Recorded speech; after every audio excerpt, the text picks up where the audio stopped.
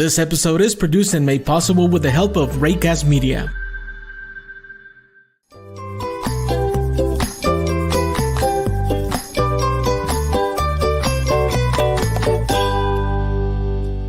Si le gustaría escuchar un episodio en español, por favor escuche el siguiente episodio. Good morning, everyone, and happy Monday. My name is David Fuentes, and I'm part of the team here at La Incubadora Podcast. La Incubadora Podcast is part of the Economic Growth Business Incubator, a local nonprofit with the mission to provide training, coaching, and support to aspiring and existing business owners who face barriers to growing a successful business. La Incubadora Podcast is born out of the need to put in video and audio a lot of the success stories that we see here at the Business Incubator. We also want to answer frequently asked questions and connect small business owners with the resources to succeed in your business on your own time and wherever you are while you have access to a mobile device. Before we begin, I want to say a big thank you to Raycast Media. EGBI sends a big thank you to Raycast Media for the partnership with La Incubadora Podcast. So for this episode, we want to explore a little bit about commercial leasing spaces with our special guest, Christin Ong. Christin Ong is a seasoned expert in commercial real estate. Here, we'll uncover essential tips for business owners on evaluating lease agreements, understanding lease terms, and optimizing commercial leases to support the growth of your business. And so, please stay tuned to gain valuable insights that will empower you to make informed decisions and secure the perfect space for your business. But before we get started, let me tell you a little bit about Christin. Bringing over 2 years of expertise to the table as a commercial real estate advisor at LT Commercial Group, Christin Ong specializes in landlord and tenant representation in investment sales. Before immersing into the world of real estate, Christin spent 8 years managing a store for a prominent nationwide drugstore chain. This hands-on experience provided Christin with invaluable insights into the day-to-day operations of a business. Drawing from this background, Christin seamlessly integrates business management principles into her real estate practice, offering clients a comprehensive understanding of their needs and their objectives. And so with that, I want to give a very warm welcome to Christin.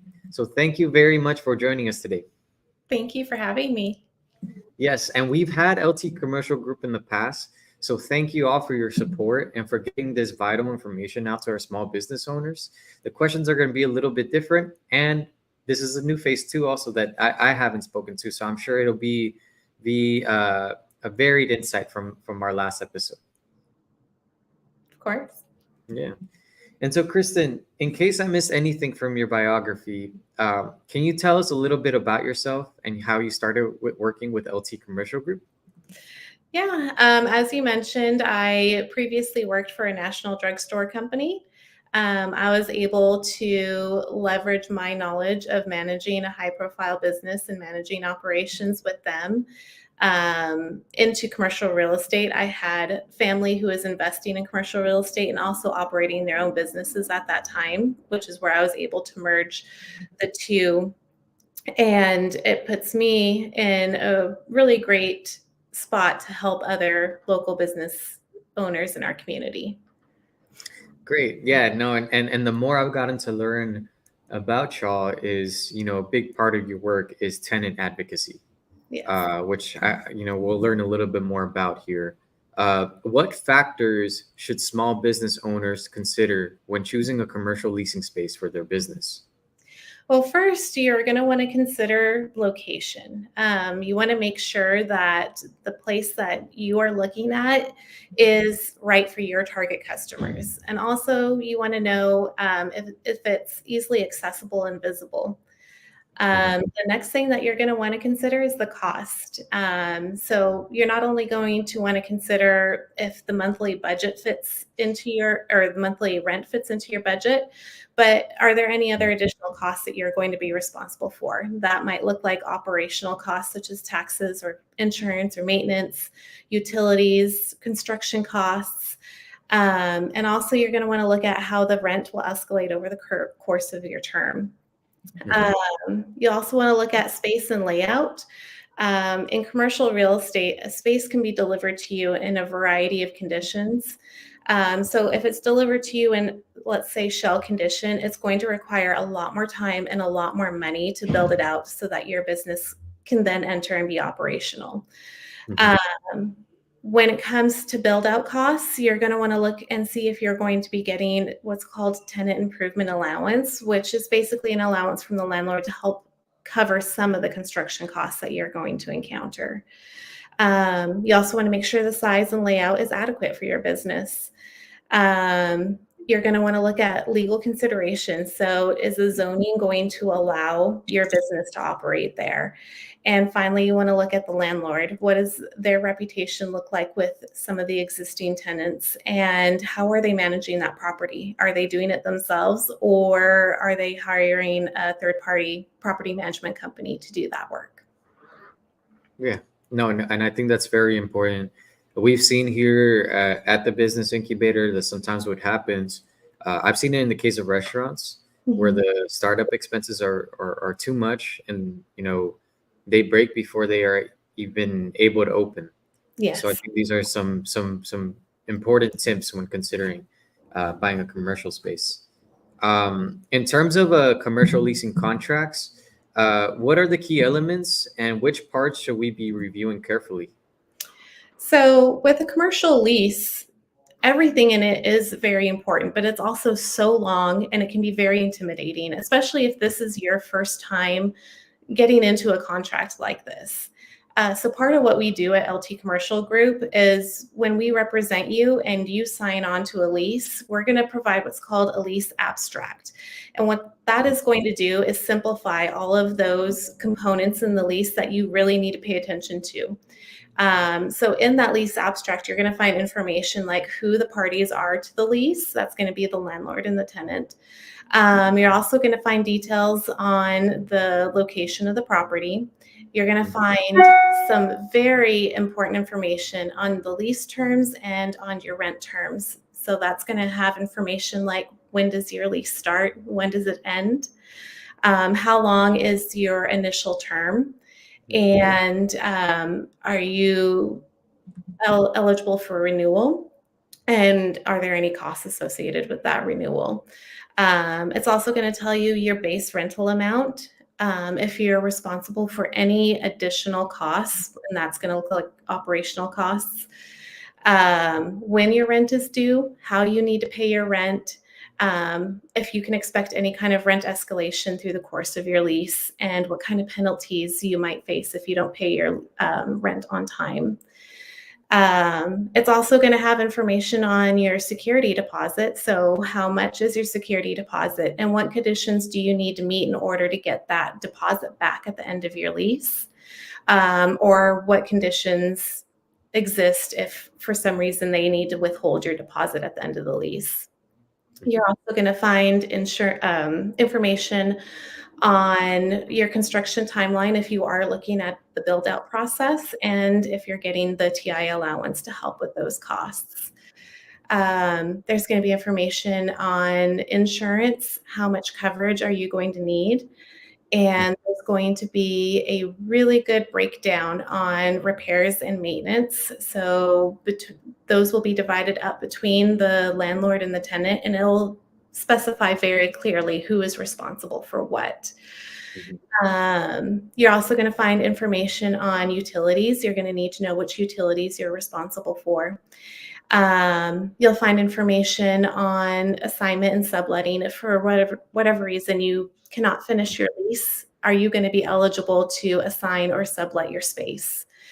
And then coming to some very important information, if you need to terminate your lease, the lease abstract is going to detail what that may look like and what conditions need to apply for that to happen. And it's also going to talk about if you default on your lease, what may happen. And then it concludes with your signatures, which bind both of you to the contract. Yeah, no, and I think that's a great part of the tenant representation, right? Is having this abstract that explains a complex document, which you want all those breakup of responsibilities, you want all those clauses, but it's great to have a advocate like LT Commercial Group to be able to help with that. Yes. So this is something that I get confused with, and I've heard these terms a lot.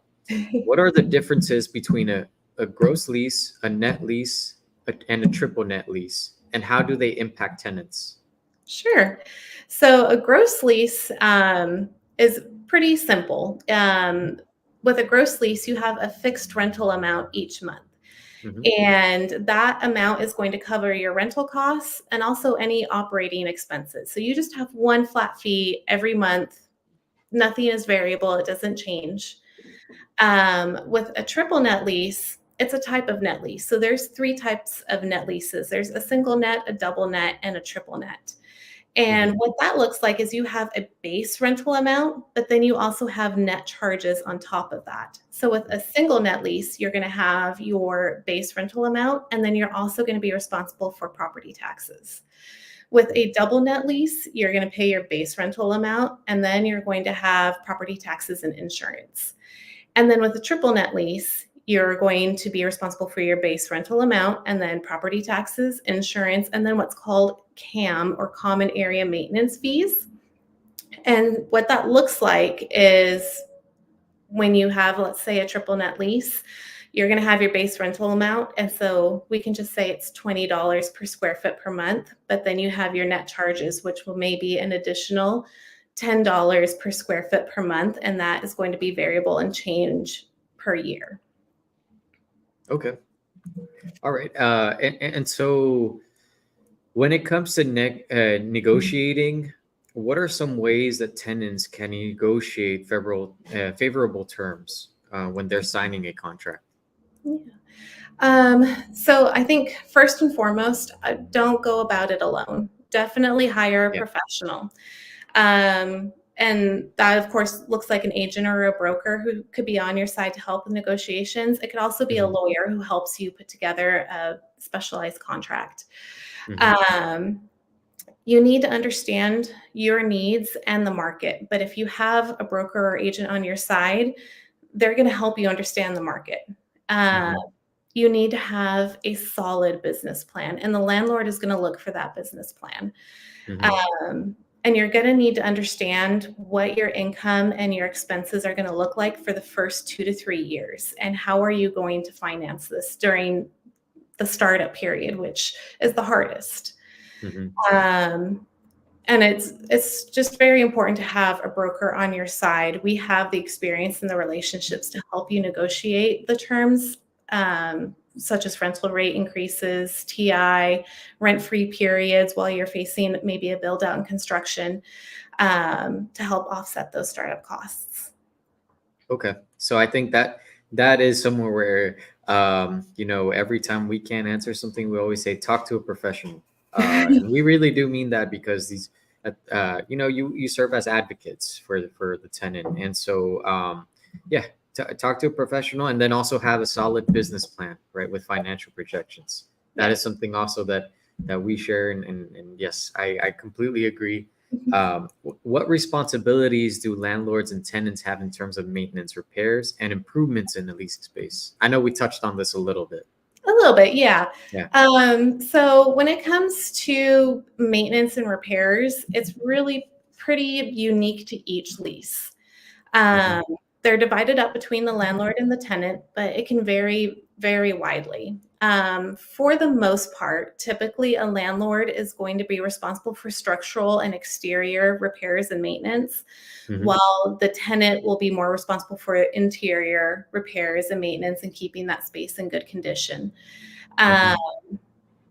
they're also going to be responsible, of course, for any specific equipment they bring in, any improvements that they do on the space, or any utilities or services that are unique to them. Okay. And this is, I assume, is also part of the abstract that you all give Yes. with LT. Okay. Perfect. Mhm. What are any additional costs associated with leasing a commercial space, and how do we plan for them? Yeah. So there can be quite a few. Hmm. Of course, you have your base rental rate, but on top of that, if you're going into like the net lease that we discussed, you're going to have those Hmm. operating expenses in insurance, taxes, and CAM fees. If you go into the scenario where you're having a build out and you need construction, you're going to be looking at build out costs, and you need to know if you're getting TI during that time. You also Mhm. need to understand that during that build-out time, you're not operating and you're not in business unless for some reason you have a strong online presence or a secondary location. You're not bringing in income at this Yeah. location during that time. You're also going to need to look at what utilities you need and what you're going to be responsible for. Some places may come with parking fees, or you may have Mm. signage that you need to be responsible for to put up on the building or on a monument sign by the road. There's also administrative fees. So when you are applying for a space, there might be application fees, there might be a background check fee. So you need to consider those as well. Um, Mm. and then finally, typically, when we are representing a tenant, usually the landlord will pay the commissions for their agent and also for the tenant's agent. However, Mhm. because everything in commercial real estate can be negotiable, there are cases where sometimes maybe the landlord does not pay the tenant agent's commission. And in that case, they're going to need to negotiate with their agent a commission fee or something like that. It doesn't happen often, but it's something to prepare for just in case. Okay. Those are some good potentially like startup costs that might be unexpected. And I like that you said, you know, in real estate, everything is negotiable. Everything. I think that's something important to know. And so that was it for our questions, but I have one more for you. Sure. I think you provided some great advice, and I'd love to keep updated. How can our listeners learn more about LT Commercial Group and get in contact with your team? Sure. Well, you can find us at ltcommercialgroup.com, our website. All of our agents' profiles, emails, and phone numbers are available there. We're also on social media. So there's Facebook and LinkedIn as Mhm. LT Commercial Real Estate Advisor.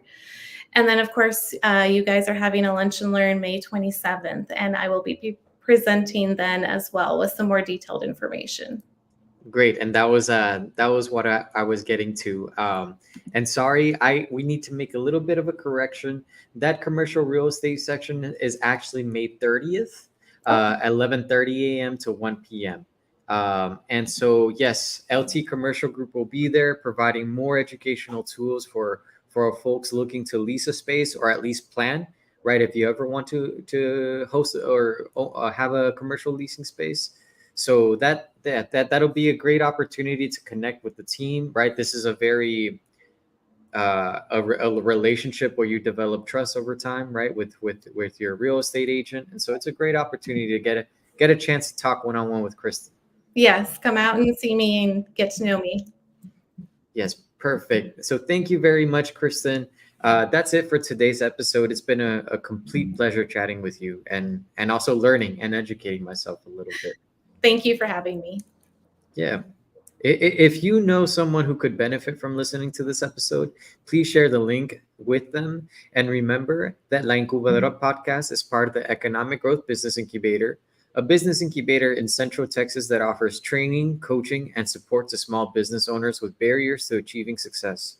So if you would like more information about EGBI, please visit egbi.org and we'll see you very soon. Thanks again, Christian. Thank you.